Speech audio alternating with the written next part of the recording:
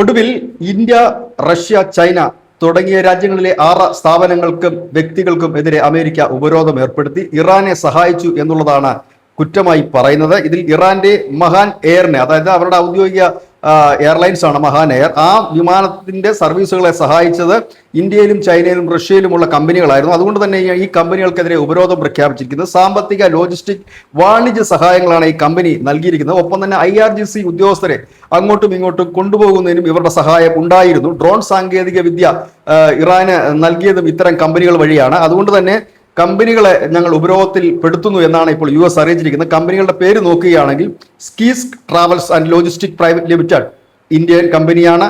Shanghai wings international logistic China, Shanghai elite international China, air cargo pro limited Russia തുടങ്ങിയ കമ്പനികൾക്കാണ് ഇപ്പോൾ ഉപരോധം ഏർപ്പെടുത്തിയിരിക്കുന്നത്. എന്നാൽ ഈ വിവരം ഇറാൻ തള്ളിയിരിക്കുകയാണ്. ഇറാൻ പറയുന്നത് അങ്ങനെ ഒരു സഹായവും തങ്ങൾക്ക് ലഭിച്ചിട്ടില്ല, അങ്ങനെ തങ്ങൾ മറ്റു എവിടെ നിന്നും അങ്ങനെ ഒരു കാര്യങ്ങൾ കൊണ്ടുവന്നിട്ടുമില്ല. ഈ ഇത്തരം കമ്പനികളുടെ വരവും പോക്കും തന്നെ തങ്ങൾ പരിമിതപ്പെടുത്തിയിരിക്കുന്ന ഒരു സാഹചര്യം കൂടി ആയിരുന്നു ഈ യുദ്ധമായതുകൊണ്ട് തന്നെ.